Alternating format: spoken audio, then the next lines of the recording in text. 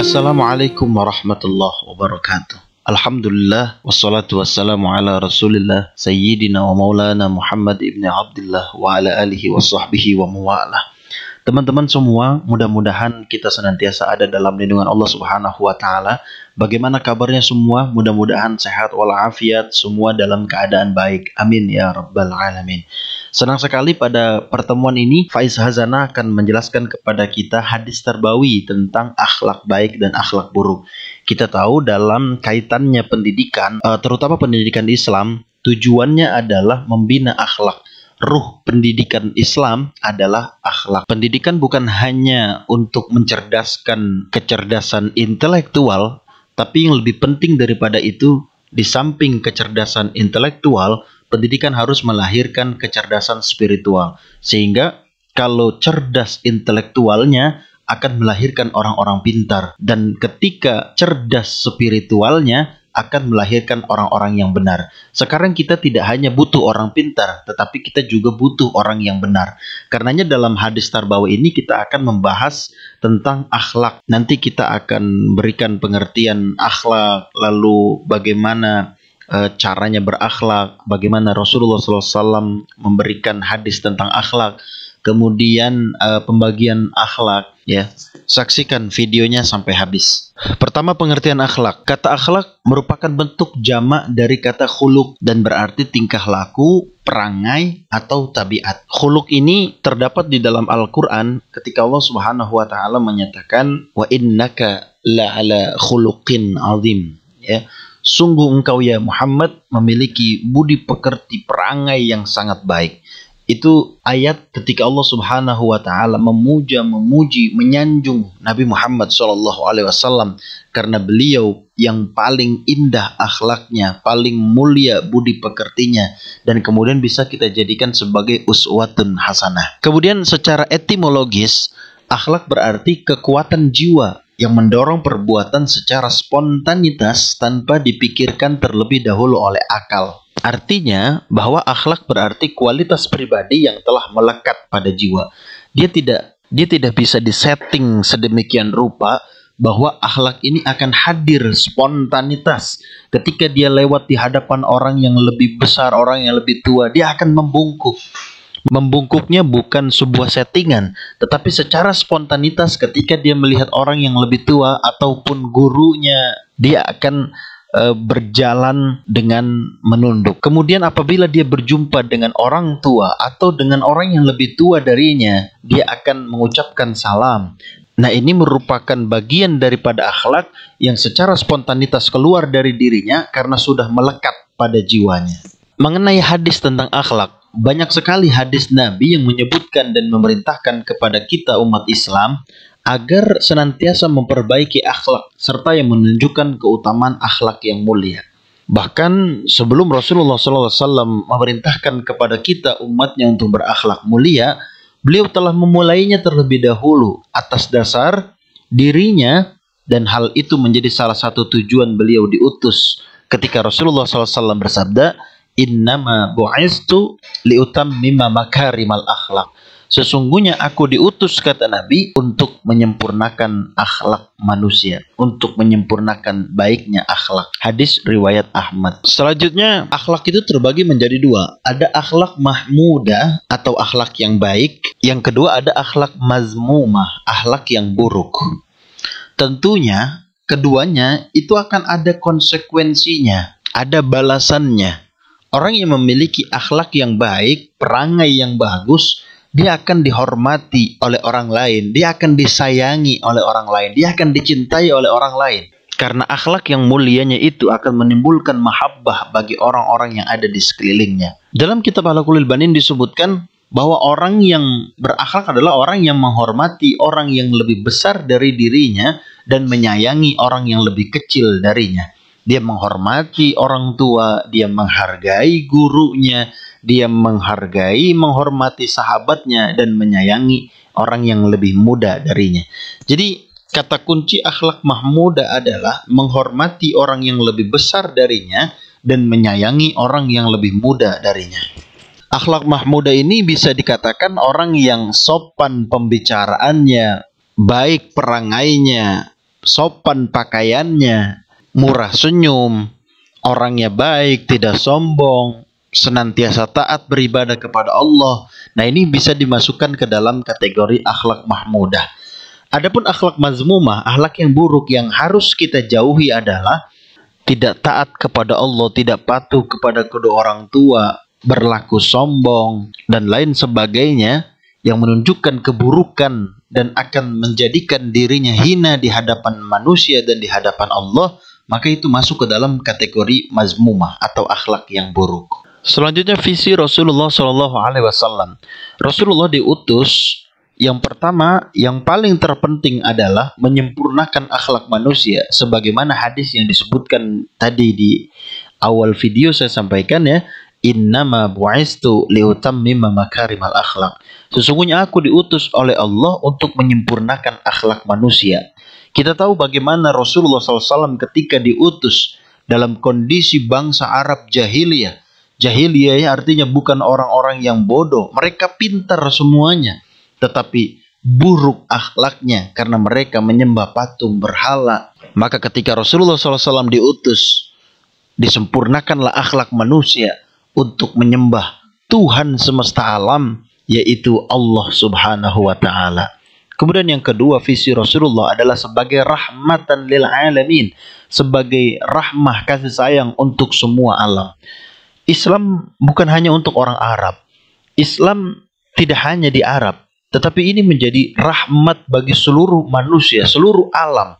Bukan hanya orang yang Islam, orang Yahudi, orang Nasrani sekalipun, mereka yang disebut-sebut sebagai kafir zimmi, orang kafir yang hidup berdampingan dengan Rasulullah dan tidak membuat keonaran dengan Islam, mereka jelas-jelas dilindungi karena Islam adalah rahmatan lil alamin. Karenanya teman-teman, anggapan Islam adalah agama teroris, atau kemudian anggapan orang-orang orientalis menyatakan Islam adalah agama teroris, ini sangat-sangat bertentangan dengan ajaran Islam itu sendiri yang menjadi rahmatan lil alamin. Kalaulah Islam mengajarkan untuk membunuh orang non-muslim atau orang kafir, tentunya Rasulullah SAW sendiri akan membunuh mertuanya. Kenapa? Karena Rasulullah punya istri yang bernama Sofiyah, dan Sofiyah itu memiliki ayah yang bernama Huyai bin Akhtab. Berarti kan Huyai bin Akhtab ini adalah mertuanya Nabi, dan mertuanya Nabi yang bernama Huyai bin Akhtab ini adalah Yahudi. Rasulullah tidak membunuh mertuanya. Kalaulah Islam ini ajaran agama yang kemudian harus membunuh orang yang beda agama, maka Rasulullah sudah membunuh Huyai bin Akhtab. Tetapi itu tidak terjadi. Berarti Islam itu adalah sebagai rahmatan lil alamin, sebagai kasih sayang buat semesta ini. Kalaupun ada peperangan di dalam Islam, benar itu terjadi, tetapi peperangan yang terjadi dalam Islam bukan karena perbedaan agama, tetapi karena faktor-faktor lain, ya. Kemudian visi Rasulullah yang ketiga adalah bertauhid kepada Allah, mengabdi, menyembah kepada Allah. Ini merupakan bagian daripada akhlak mahmudah, akhlak yang terpuji. 13 tahun Rasulullah berdakwah di Makkah, menanamkan nilai-nilai akidah, bahwa akidah yang benar, tauhid yang lurus, dia menyembah, mengabdi kepada Allah Subhanahu wa Ta'ala, bukan kepada berhala. Sebagaimana orang-orang jahiliyah, ya, dia membuat itu yang namanya patung. Dari roti kah dia, dari kayu kah dia buat itu adonan roti, dibikinlah seperti manusia, ya, seperti apa, dibuatlah seperti patung, kemudian disembah. Sungguh tidak dibenarkan dalam Islam. Maka visi Rasulullah adalah menanamkan tauhid, berakidah yang lurus, bertauhid kepada Allah Subhanahu wa Ta'ala dengan mengucapkan asyhadu alla ilaha illallah wa asyhadu anna Muhammadan Rasulullah. Kemudian syarat sesuatu dikatakan akhlak. Nah, bagaimana seorang murid bisa dikatakan dia mempunyai akhlak? Tidak bisa kemudian akhlak itu hanya disebutkan saya berakhlak, tetapi dia harus melakukan sesuatu atau perbuatan-perbuatan yang ada di dalam norma akhlak sendiri. Perbuatannya itu juga dilakukan secara spontan dan dilakukan secara terus-menerus.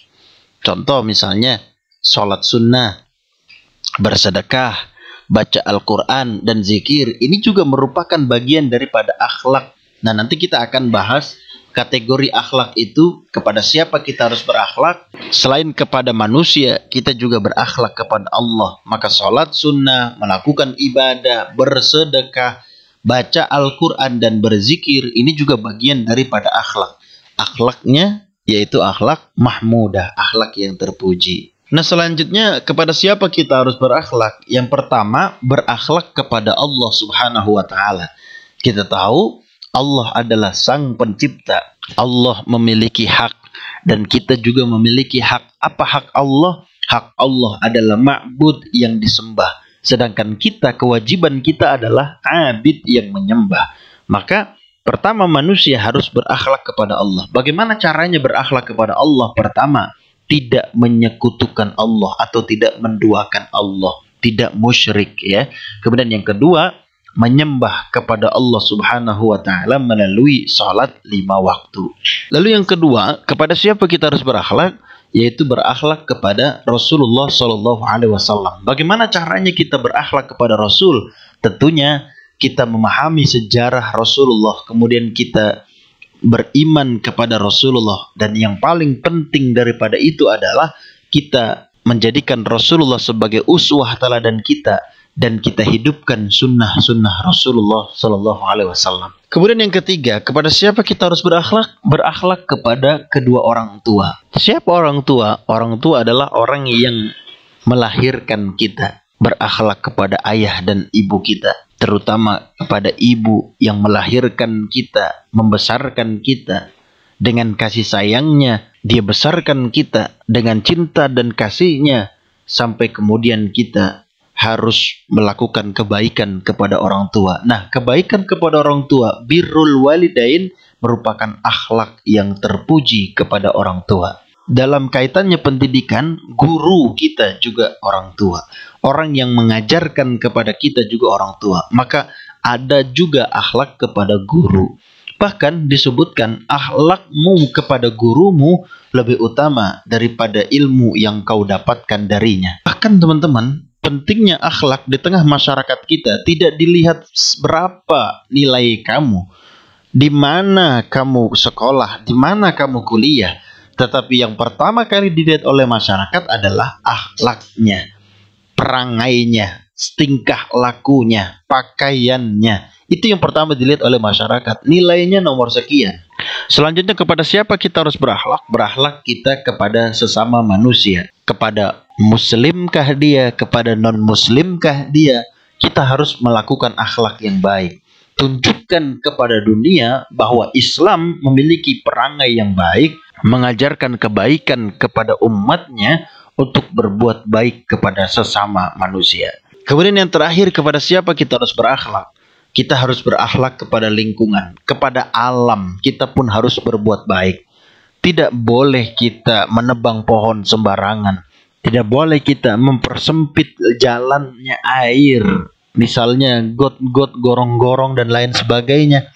Ketika keserakahan manusia itu terjadi, tempatnya air masih juga dibangun rumah. Maka ketika datang banjir melanda, air pun akan menjadi bencana adanya. Itu akibat karena manusia tidak berakhlak kepada lingkungannya. Nah, selanjutnya hadis Nabi tentang akhlak. Sebenarnya banyak sekali hadis tentang akhlak. Di antaranya, innallaha karimun yuhibbul karama wa ma'aliyal akhlaq wa yubghidu sifsafaha. Sesungguhnya Allah Subhanahu wa Ta'ala Maha Pemurah, menyukai kedermawanan dan menyukai akhlak yang mulia, serta membenci akhlak yang rendah atau yang hina. Selanjutnya, dalam hadis riwayat Ahmad, inna min khiyarikum ahsanakum akhlaqa. Sesungguhnya yang terbaik di antara kalian adalah yang terbaik akhlaknya. Yang terbaik di antara kalian para suami adalah kepala rumah tangga yang baik akhlaknya. Bagaimana seorang ayah memuliakan anaknya, dan lebih penting daripada itu, Rasulullah juga pernah bersabda, ya, untuk ayyuhsina adabahu, memperbagus akhlak anaknya. Dalam hadis lain Rasulullah SAW menyatakan, akrimu auladakum, muliakanlah anak-anakmu, dan didiklah anakmu dengan akhlak yang baik. Di samping itu, dalam hadis lain juga disebutkan, di antara kewajiban orang tua adalah memberikan nama yang baik, kemudian wa ahsin adabahu, dan memperbaiki akhlak anak kita. Karena dengan demikian, manusia akan mulia dengan akhlaknya. Demikian penjelasan singkat kita tentang hadis tarbawi tentang akhlak. Mudah-mudahan bermanfaat buat kita semua. Kita berharap dan senantiasa berdoa, mudah-mudahan Allah Subhanahu wa taala memberikan akhlak yang baik untuk kita semua. Amin ya rabbal alamin. Terima kasih atas perhatiannya. Mohon maaf apabila ada kesalahan dan kekurangan. Wallahul muwaffiq ila aqwamit thariq. Wassalamualaikum warahmatullahi wabarakatuh.